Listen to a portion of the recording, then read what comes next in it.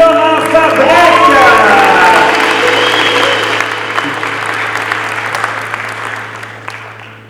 Bon matin tout le monde, ça va bien? Yes! Hey, je suis vraiment honoré d'être avec vous ce matin. C'est une joie pour moi et mon épouse d'être ici. C'est vraiment un honneur. C'est drôle parce que ça fait longtemps qu'on voulait vous visiter. On est en Montréal, puis Acte 21, on entend beaucoup parler de vous en passant.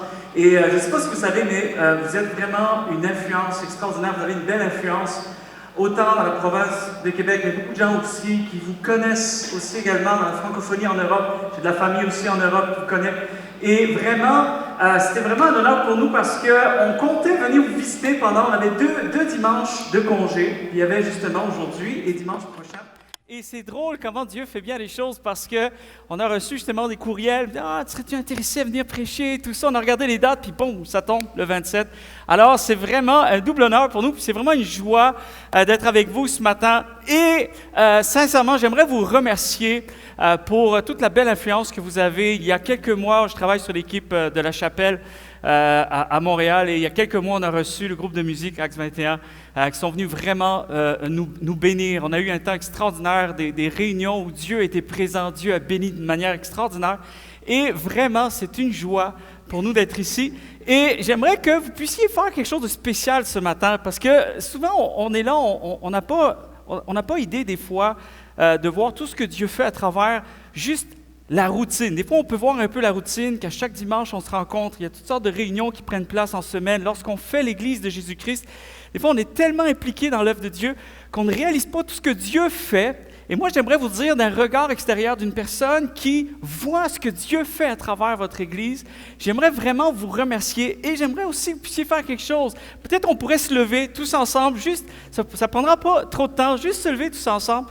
Et j'aimerais que vous puissiez prendre le temps de vous tourner et de regarder chaque personne qui constitue cette Église et de vous applaudir mutuellement pour tout le travail que Dieu fait à travers vous. Merci pour qui vous êtes.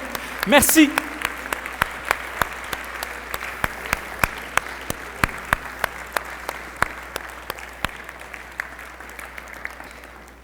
C'est important de reconnaître ce que Dieu fait à travers nous. Amen. D'autant plus que nous savons que c'est une grâce. Combien croient que Dieu nous utilise par grâce? C'est aucunement à cause de nos mérites. L'Évangile, ça n'a rien à voir avec nous. L'Évangile, ça a tout à voir avec Dieu. Amen.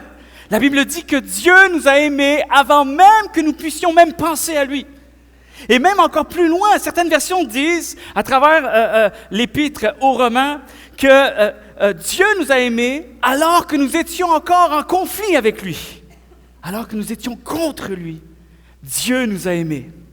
Et si aujourd'hui nous avons la chance de pouvoir dire, l'immense privilège de pouvoir dire que Dieu fait des choses remarquables dans nos vies et à travers nous, il faut aussi reconnaître que c'est grâce à son nom, grâce à son cœur, grâce à son amour, grâce à sa puissance. Quelqu'un devrait dire Amen.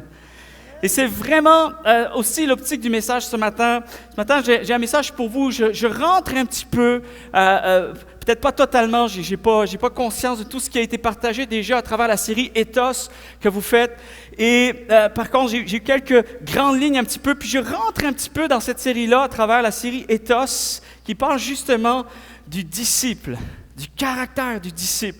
Nous sommes appelés à servir Dieu, mais Dieu nous appelle aussi à nous servir justement selon ses critères. Combien croient que c'est préférable de servir Dieu selon ses critères que selon les nôtres? Amen? Et vraiment, ce matin, j'ai un message qui va se situer autour de la foi. J'aimerais vous partager vraiment tout ce message-là au niveau de la marche de foi. Et le titre de mon message ce matin s'intitule « Va avec l'influence que tu as. » Amen. Va avec l'influence que tu as. Combien croient ce matin que Dieu fait bien les choses? Combien croient que Dieu sait ce qu'il fait? Dieu est au contrôle. Toute la Bible tente de nous faire savoir, de nous faire comprendre, et c'est aussi une révélation qu'on a besoin de saisir, que Dieu est pleinement souverain, que Dieu est tout-puissant, et que Dieu a tout entre ses mains. Amen. Et ça, c'est vraiment l'ultime message que Dieu veut que nous saisissions justement à travers notre marche de foi. La marche de foi consiste à faire confiance à ce Dieu qui contrôle toutes choses. À ce Dieu qui contrôle toutes choses. Et lorsque je vous demande ce matin, tout simplement, ou je vous encourage ce matin, d'aller avec l'influence que vous avez, c'est aussi d'être interpellé, de marcher dans les voies de Dieu avec une grande assurance. Avec assurance. De marcher dans la foi avec assurance. C'est ça la marche de foi. Avancer avec cette confiance que Dieu est souverain et qu'il marche avec nous. Amen.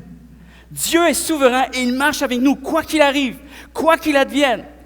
Quels que soient les soudainements de la vie, des choses qui nous surprennent, des incompréhensions, des circonstances de notre existence, de garder cette assurance que Dieu fera concourir toutes choses pour son bien.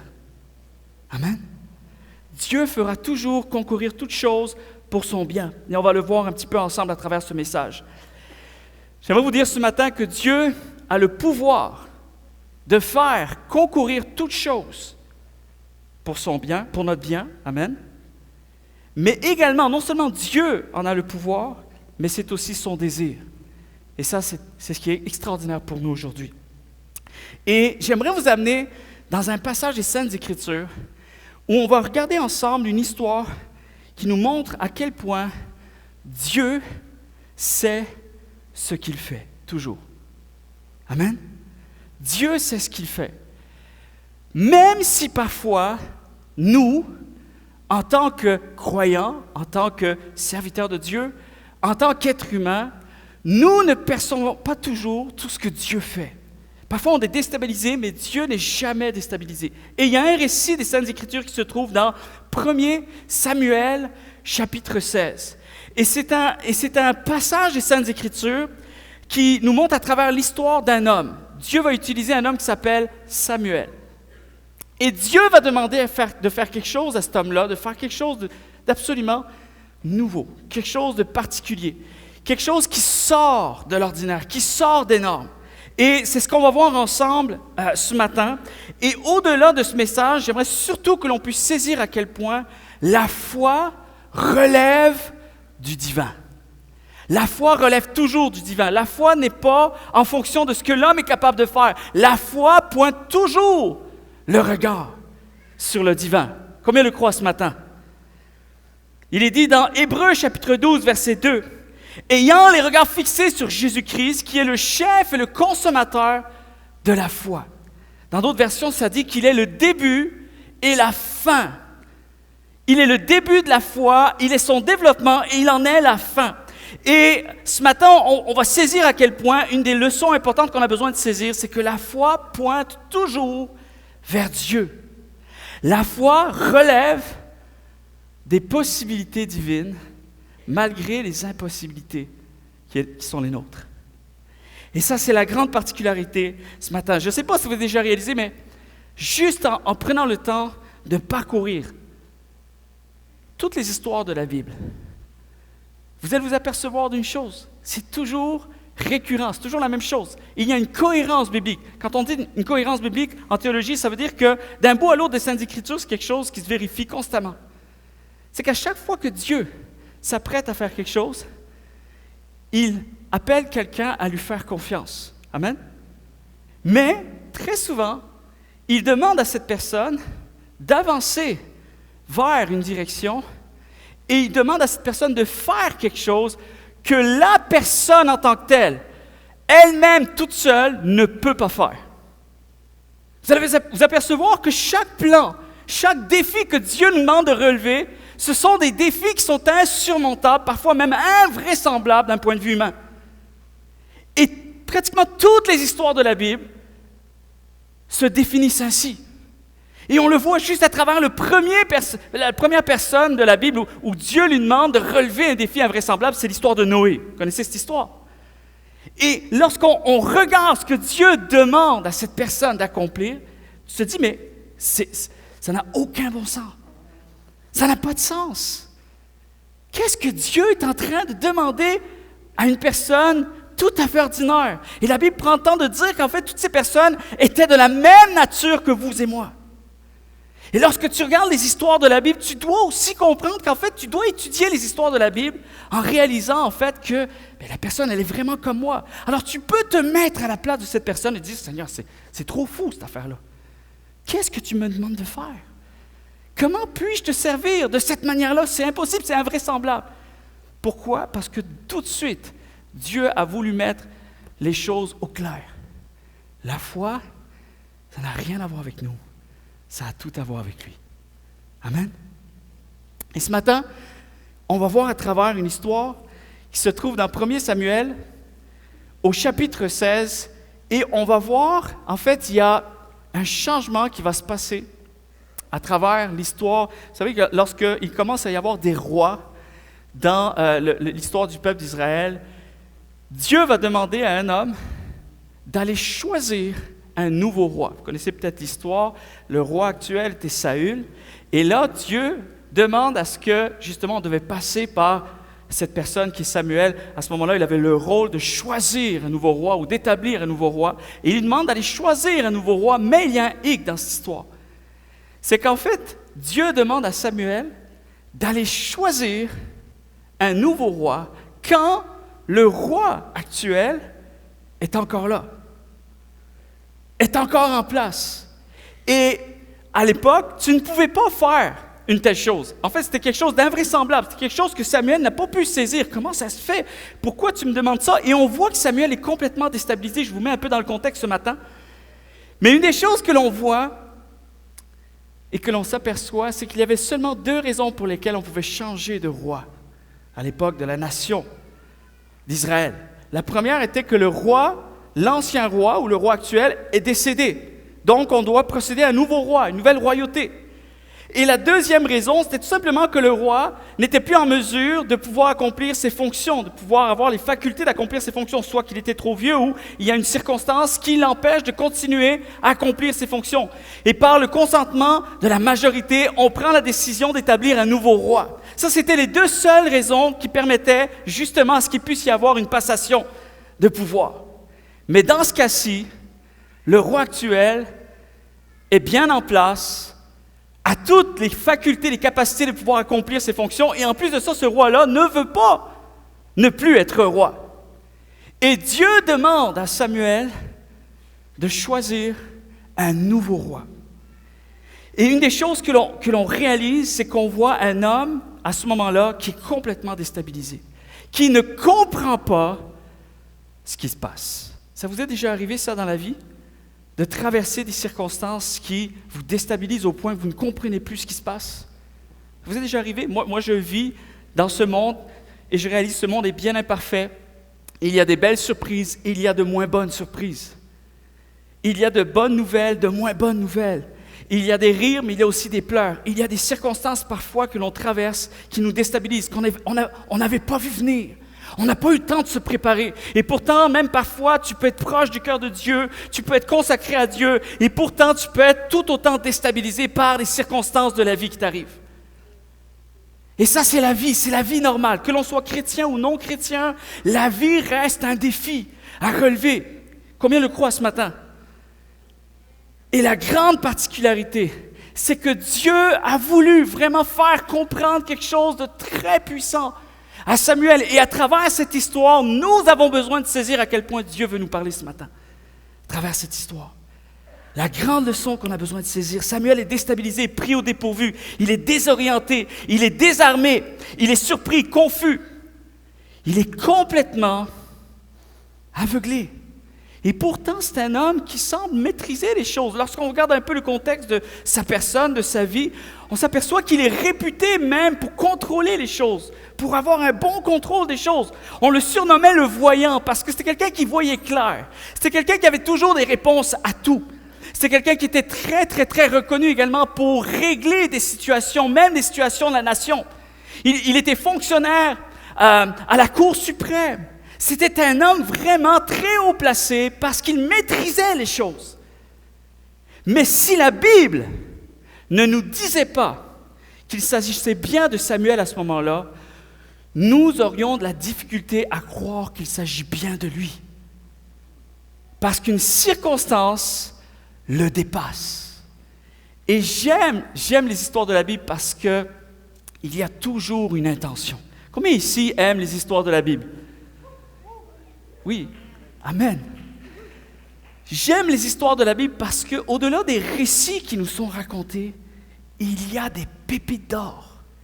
Il y a des richesses à saisir. Il y a des grands enseignements. Moi, je dis souvent aussi qu'il faut prier pour que Dieu nous révèle son cœur à travers les récits de la Bible. Parce que tout a une intention. Tout est précis.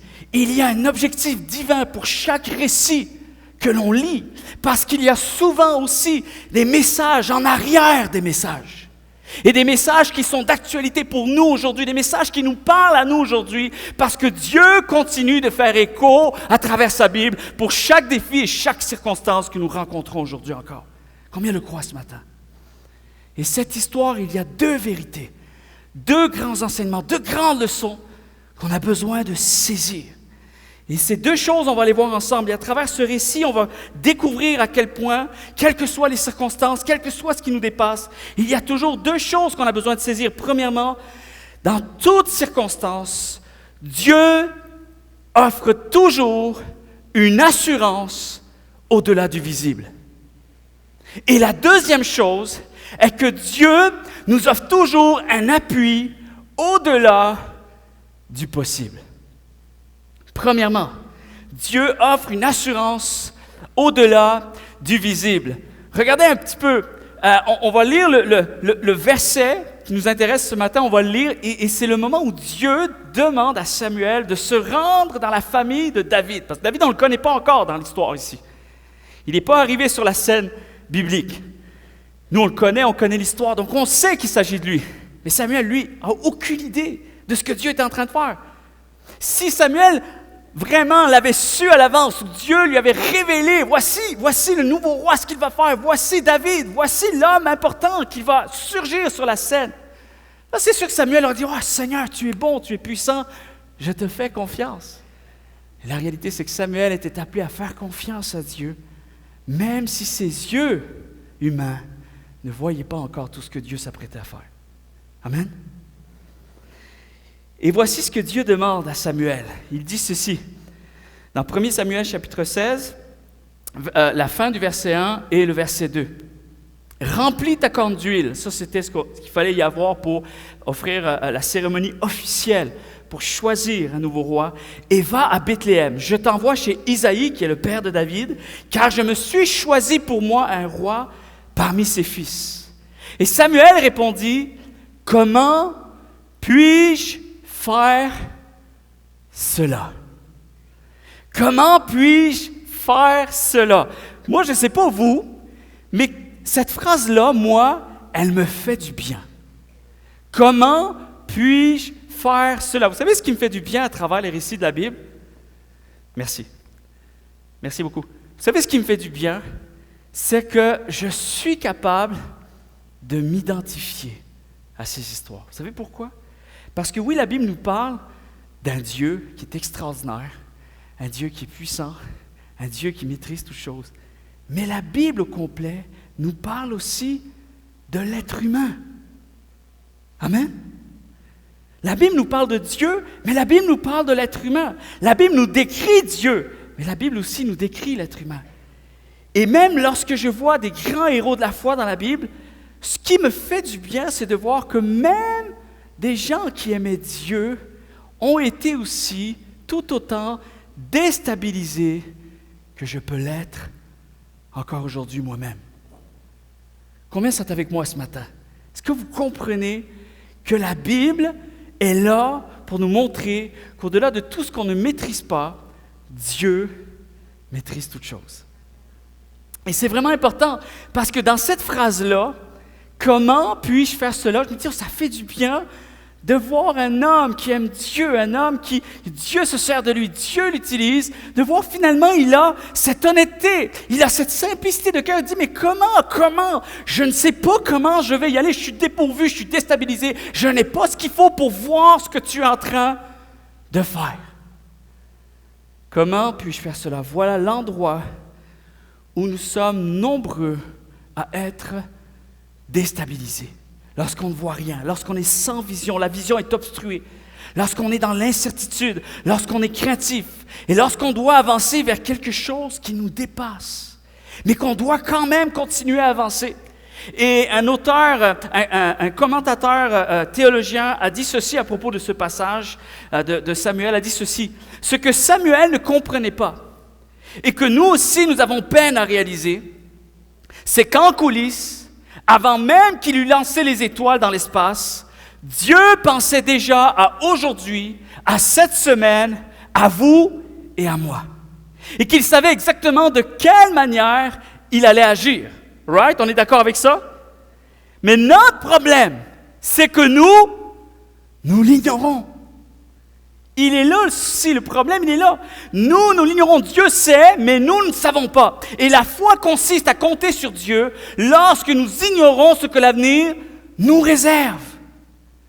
Je vais continuer à compter sur Dieu. Amen? Un des plus grands obstacles à la foi, et là où on se laisse très souvent intimider, c'est ce qu'on appelle l'invisible, l'impensable, l'inhabituel, le trop soudain, l'inconnu, les soudainements de la vie. Les soudainements de la vie. Et malgré tout ce que je ne contrôle pas, malgré tout ce que je ne saisis pas, je dois me rappeler une chose. Vous savez, la foi, ce n'est pas de suivre Dieu en fonction de ce que je ressens ou en fonction de ce qui va bien ou de ce qui va moins bien. La foi consiste à suivre Dieu en fonction de ce que je sais. Ça, c'est davantage la marche de foi que Dieu me demande d'avoir. Amen. Et je sais une chose, je sais que Dieu sait. Je sais que Dieu sait. Combien le croient ce matin? Et peut-être pour une personne, c'est la seule chose qui nous relève ce matin. Peut-être les circonstances sont encore là, peut-être les circonstances sont déstabilisantes, il n'y a rien qui change. Et des fois, on a envie de prier Dieu comme David a prié Dieu dans les psaumes. Il dit, Seigneur, tu es où? Je prie sans cesse, regarde, la situation reste la même. Où es-tu? Qu'est-ce que tu fais? M'as-tu abandonné? Puis j'aime l'honnêteté qu'il y a dans la Bible. J'aime l'honnêteté de la nature humaine. Mais ce que j'aime aussi, c'est que Dieu ne semble pas être perturbé par cela. Mais une des choses que Dieu a fait dans le cœur de David et qu'il doit aussi faire dans notre cœur ce matin, à travers sa présence, à travers son esprit, c'est que Dieu a révélé dans le cœur de David qu'il savait où il en était. Amen. Et c'est un peu comme cette voix qu'on entend parfois. Fais-moi confiance.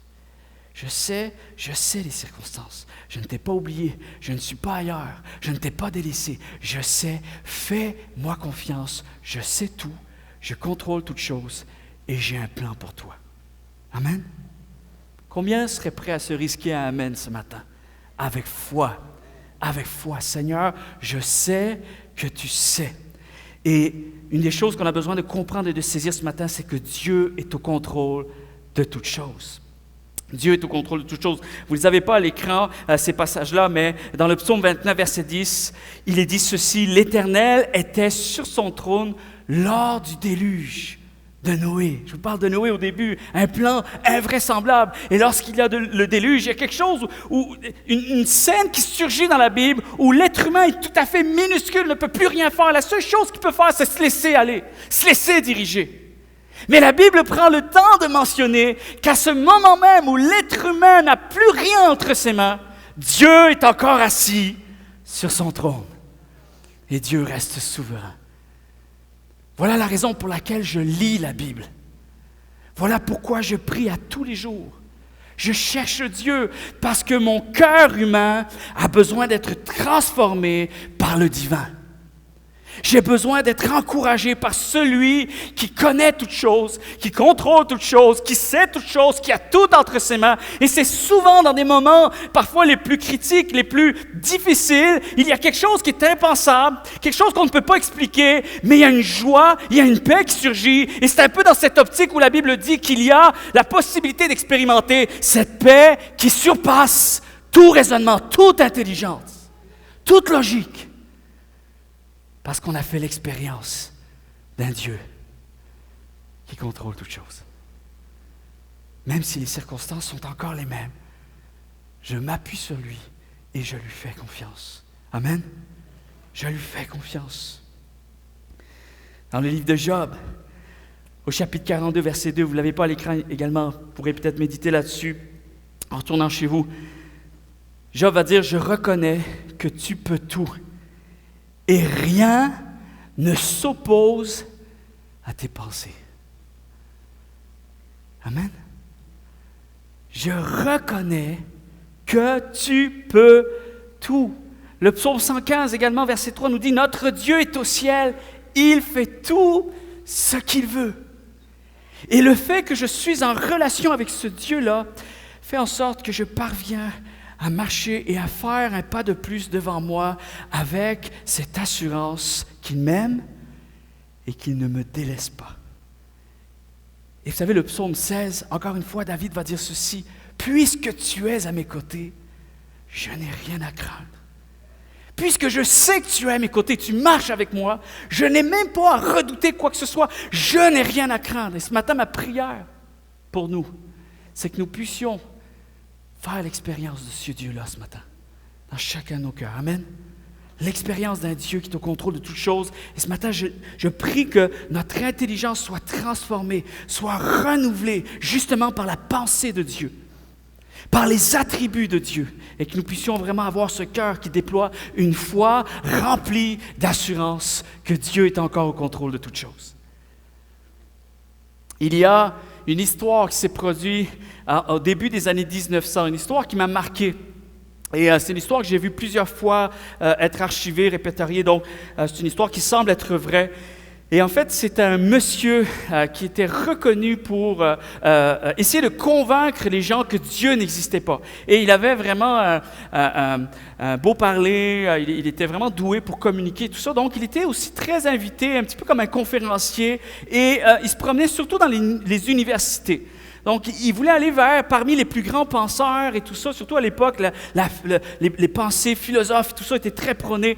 Et lui, son truc, c'était d'essayer de prouver que Dieu n'existait pas. Et il était très, très, très audacieux dans sa manière de fonctionner. Surtout aujourd'hui, ça ne marcherait plus aujourd'hui parce qu'on a changé, la génération n'est plus la même. Mais à l'époque, dans les débuts des années 1900, vous savez, tous les foyers, les gens étaient religieux, beaucoup plus religieux. Quand je parle de religieux, ce n'était pas nécessairement négatif, mais beaucoup plus de respect pour les choses de Dieu que peut-être aujourd'hui.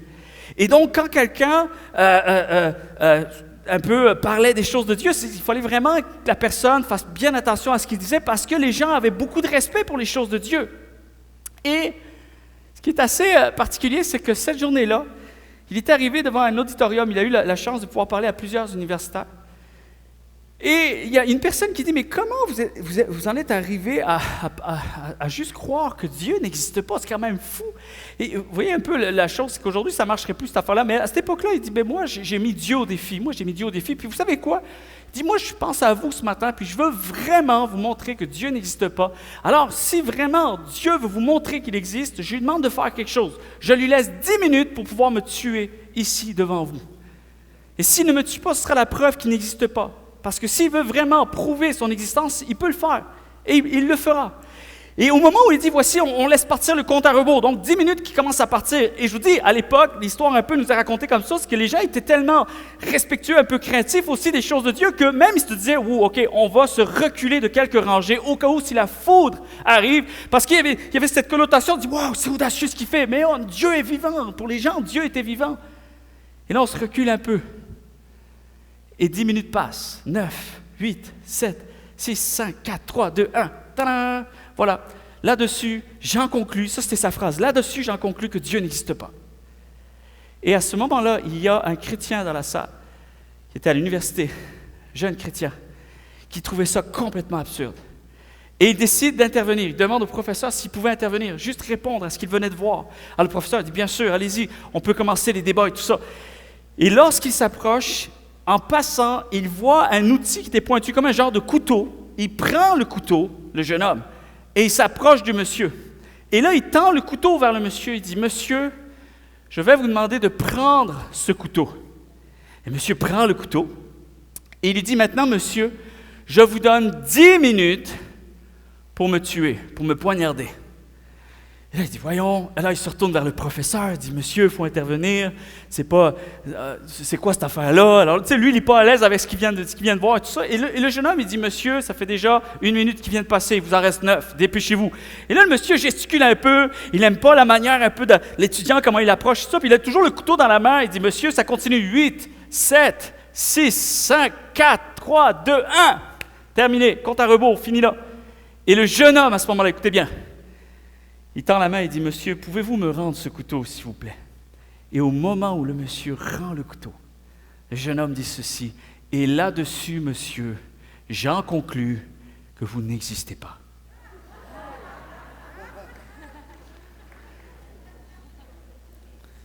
Très belle histoire, mais une grande vérité en arrière. Une grande vérité. Vous savez, on essaie de saisir Dieu avec parfois trop de petitesse. Et j'aimerais vous dire ce matin que ce n'est pas parce que nous ne voyons pas Dieu agir dans l'immédiat qu'il ne fait rien.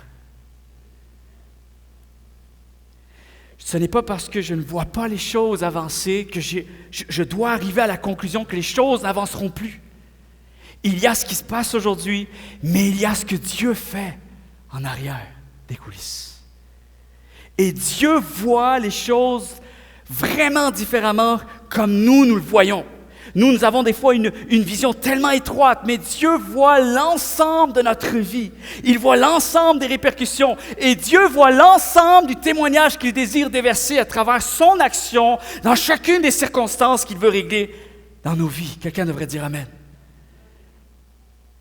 Et c'est vraiment important ce matin qu'on puisse saisir à quel point Dieu est plus grand qu'on ne pense. Dieu est plus au contrôle qu'on ne pense ce matin. Moi, je vous dis ce matin, avec beaucoup d'humilité, beaucoup de simplicité, j'aimerais que l'on puisse vraiment réaliser, attention de ne pas pleurer sur une situation alors que Dieu, lui, peut-être sourit. Vous savez, une des choses que je réalise, c'est que l'histoire de Joseph, à travers l'histoire de Joseph, Dieu préparait quelque chose de tellement grand. Et on voit des personnes dans l'histoire pendant une certaine période de temps, certains épisodes, on pense que c'est fini, il y a une finalité. Jacob pense que Joseph est vraiment mort, les frères ont pensé que Joseph était mort, c'est fini, puis on le sait, la Bible nous dit que Jacob a pleuré, pleuré, pleuré. Toutes ces années, il a pleuré sur Joseph. Et Joseph était encore vivant. C'est juste qu'il ne le savait pas. Et pendant que lui pleurait, ce qui est légitime, tout à fait comprenable, Dieu, lui, se préparait à faire quelque chose de tellement extraordinaire. En fait, une joie. Il est en train de préparer une joie extraordinaire parce qu'à travers le témoignage de Joseph, grâce à tout le parcours, comment Dieu a utilisé Joseph et la finalité, là où il s'est rendu, là où il s'est retrouvé Joseph, grâce à ça, Israël a pu être protégé d'une circonstance encore plus terrible par la suite. Alors, une des choses qu'on a besoin de comprendre, c'est que Dieu voit tellement plus loin que ce que nous voyons. Combien le croient ce matin? Et on veut faire confiance à ce Dieu-là. Oui, vous pouvez applaudir le Seigneur.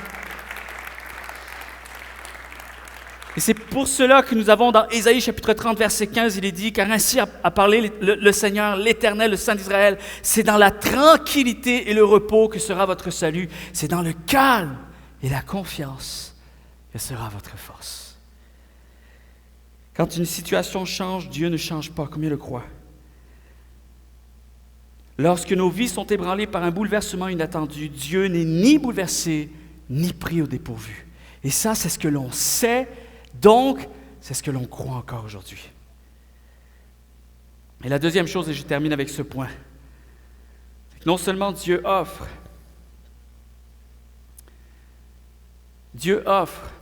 une assurance au-delà du visible, mais également Dieu offre un appui au-delà du possible. Et vous savez, j'aime aussi beaucoup essayer de réfléchir un petit peu plus. Vous savez, des fois, des simples phrases. Parfois, je suis là, je dis, waouh, mais c'est quand même quelque chose, la question qu'il vient de poser. Lorsque Samuel a demandé à Dieu, comment irai-je? Comment puis-je faire cela? On le voit dans le verset 2, 1 Samuel chapitre 16, verset 2. Et je vous lis dans une version, j'ai pris une autre version cette fois-ci. Il dit, comment irai-je? Saül l'apprendra et il me tuera. Et c'est comprenable.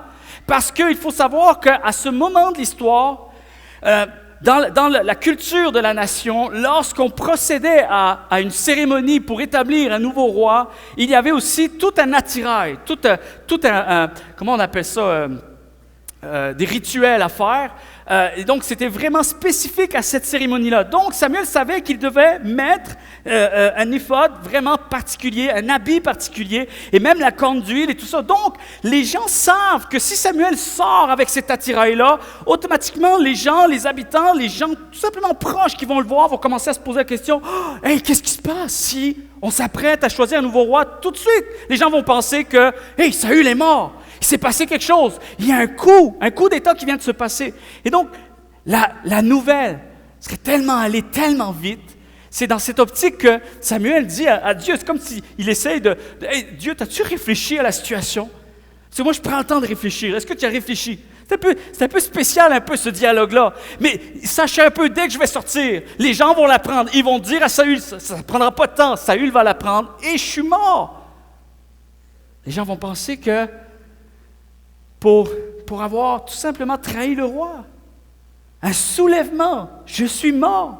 Alors pour lui, c'était important que si tu me demandes de faire quelque chose qui me dépasse, je m'attends également, et moi je pense qu'on est tous pareils là-dessus, en tout cas moi je n'ai pas de misère à croire que Samuel peut penser un peu ça, je m'attends à ce que ta réponse ou la solution que tu comptes me donner sera à la hauteur du défi. Toute question implique une réponse. Et surtout lorsqu'on regarde aux choses de Dieu, souvent le problème n'est pas ce que Dieu fait qui est un problème. Souvent là où c'est décourageant, ce n'est pas dans le fait qu'on a vu ce que Dieu a fait, c'est plutôt dans ce que je m'étais attendu ce que Dieu fasse. Ce sont nos attentes souvent qui nous découragent. Parce que Dieu est toujours parfait dans tout ce qu'il fait. Combien le croient ce matin? Le problème, c'est que nous, on anticipe des choses. Parce qu'on est stéréotypé, on a des stéréotypes. On a déjà des critères déjà préétablis.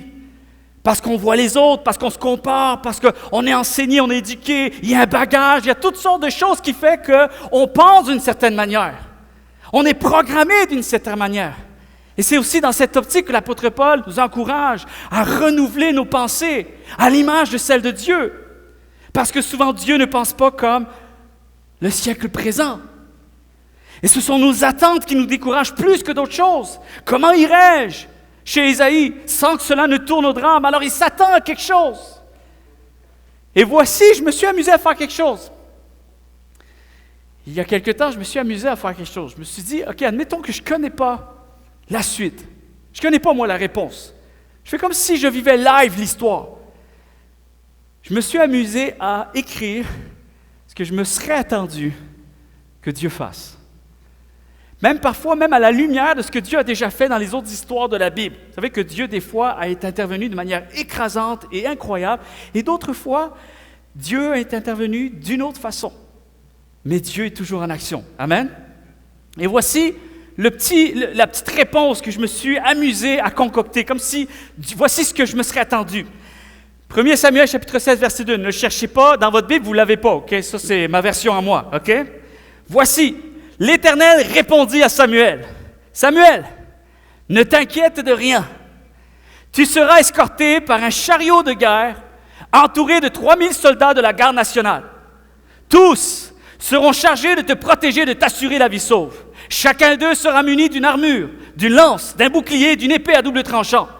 Lors de ton escorte, le peuple sera impressionné. Il saura alors que l'Éternel est avec toi, et la nation entière te soutiendra. Quant à Saül, ne t'inquiète de rien, il en sera tellement effrayé qu'il se montrera hospitalier envers toi. Va et ne recule devant rien, grand et vaillant guerrier. Là, si je ne vous avais pas dit que c'est moi qui ai écrit ça, et peut-être si vous n'êtes pas trop familier avec les choses de la Bible, probablement vous auriez eu envie de dire « Amen! Alléluia! »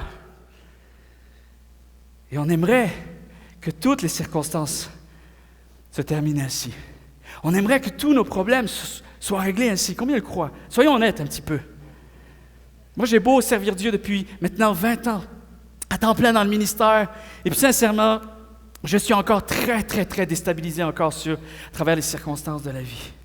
L'école de la foi, c'est la même pour tout le monde.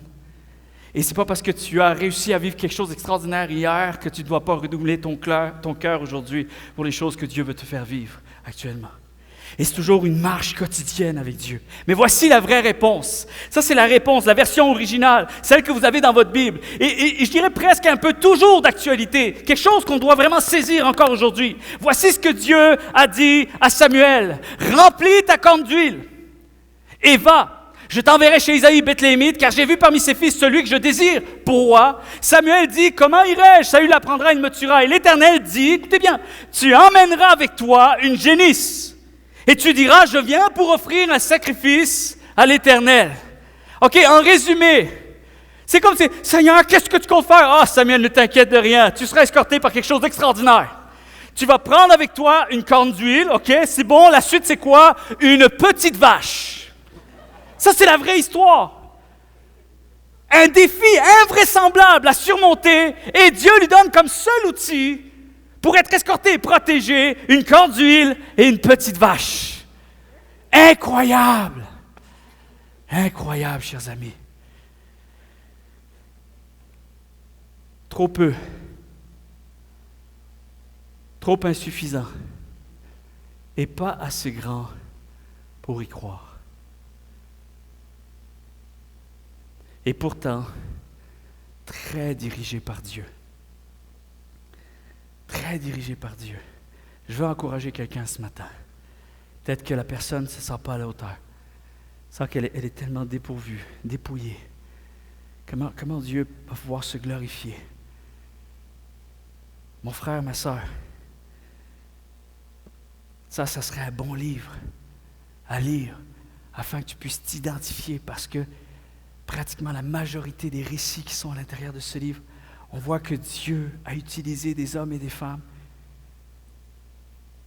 qui ont souvent été dépourvus, dépassés, qui n'étaient pas à la hauteur, qui n'avaient pas l'éducation pour pouvoir accomplir ce que Dieu leur demandait, qui n'avaient pas les bonnes références, qui n'étaient pas dans la bonne clique, qui n'étaient pas dans les meilleures circonstances. Pendant que les musiciens s'approchent, on va rentrer dans un temps de louange et la prière aussi également.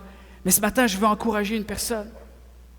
Peut-être une personne qui pense qu'elle n'a pas ce qu'il faut pour voir Dieu se manifester dans sa propre vie. J'aimerais te dire que l'important, ce n'est pas les circonstances que tu traverses. L'important n'est pas qui tu es. L'important, c'est que tu puisses faire confiance à celui que Dieu est. Et c'est ça qui fait toute la différence. Si Dieu a dit qu'il est avec toi, il est avec toi. Et si Dieu te dit « ne t'inquiète de rien », forcément Dieu a déjà prévu le moyen que tu en sortes de cette situation-là, mais il va le faire à sa manière. Et il va le faire d'une façon qu'à la fin de cette histoire, on puisse donner toute la gloire à lui. Amen. J'aime une citation de l'acteur Morgan Freeman qui a dit un jour ceci: « Lorsque tu te sens incapable, souviens-toi que l'Arche de Noé a été construit par un amateur et que le Titanic a été construit par des professionnels. »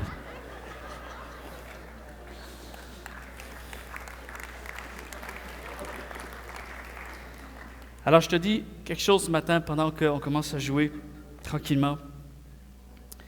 J'aimerais dire à quelqu'un ce matin que Dieu fait beaucoup avec peu. C'est ce que la Bible nous enseigne. Dieu fait tellement plus avec moins, et sache qu'il fait absolument tout avec rien. Amen. La Bible dit dans Jean 15, verset 5, « Sans Dieu, nous ne pouvons rien faire du tout. » Est-ce que vous y croyez? Sans Dieu, on ne peut rien faire du tout. Et je me suis amusé à rajouter quelque chose. Là, vous allez me dire, « Oh, il rajoute beaucoup de choses à la Bible, lui. » Non, dans mes notes personnelles, dans ce verset-là, il y a quelque chose qui m'a accroché à un moment donné. Sans Dieu, nous ne pouvons rien faire du tout. Et juste en dessous, j'ai marqué, « Mais sans nous, Dieu peut tout quand même. » Et je ne veux jamais l'oublier. Je veux me souvenir de où tout a commencé. Je veux constamment me rappeler que si j'ai l'opportunité, le privilège de pouvoir expérimenter sa présence, ce n'est pas parce que j'ai été une bonne personne. Ce n'est pas parce que j'étais quelqu'un. Ce n'est pas parce que Dieu me préférait aux autres. Mais tout simplement parce qu'il m'a fait grâce. Quelqu'un devrait dire Amen. C'est juste Dieu qui m'a fait grâce. Il m'a fait grâce. Ce matin, tu n'es pas trop petit pour accomplir des choses entre les mains de Dieu. Tu n'es pas trop jeune, tu n'es pas trop âgé, tu n'es pas trop imparfait. Tu n'es pas un cas désespéré ce matin. Tu es unique. Et Dieu a un plan spécifique pour toi. Et la chose qu'on a besoin de faire ce matin, est-ce qu'on peut se lever tous ensemble? On va entrer dans un temps de louange. Et on va faire cette prière ensemble. Parce qu'on veut se rappeler que toute chose concourt au bien de ceux et celles qui aiment Dieu. Je veux que mon cœur reste attaché à Dieu. Je ne veux pas que mon cœur soit plus attaché aux circonstances ou au confort de ma vie, plus qu'à autre chose.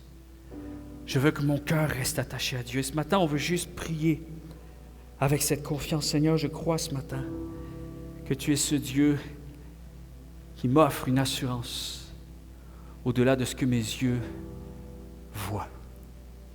Je crois, Seigneur, ce matin que ta vision est plus grande que la mienne. Je crois aussi que ta vision est parfaite. Ce matin, on veut prier ensemble. Commencez à prier dans vos cœurs. Seigneur, je sais que tu sais. Je ne te suis pas pour les choses que je ressens. Je te suis et je te sers pour ce que je sais que tu es. Et je sais que tu es Dieu. Je sais que tu es tout-puissant. Je sais que tu m'aimes d'un amour éternel. Je sais que je suis comme la prunelle de tes yeux et que tu ne m'abandonneras pas. Alors ce matin, je veux aussi prier. Seigneur, tu es ce Dieu qui m'offre un appui au-delà du possible, au-delà de ce que je ne peux pas faire, au-delà de ce qui me dépasse, de ce qui est tellement loin de mes capacités. Je me sens si petit, si étroit dans les défis que j'ai à relever. Mais ce matin, Seigneur, je veux te dire avec une grande foi, je te fais confiance parce que tu es mon appui. Tu es mes ressources, tu es ma réponse. Tu es mon rocher sur lequel je peux m'appuyer. Et puisque tu es à mes côtés, je n'ai rien à redouter. Je n'ai pas à trembler. Et c'est ce qu'on va chanter ce matin. On va chanter ce chant. C'est la première fois, je pense, que vous chantez ce chant ce matin. On va l'apprendre ensemble. Mais on va faire aussi, on va le chanter comme une prière. Ce chant dit ceci. En Dieu est notre confiance. Et par son amour immense, nous ne tremblerons pas. Est-ce qu'on est prêt à chanter ce chant comme une prière? Avec un cœur rempli de foi, l'assurance de la foi. Si la guerre fait rage, nous tiendrons fermement. Si toute une armée se lève autour de nous, nous ne tremblerons pas.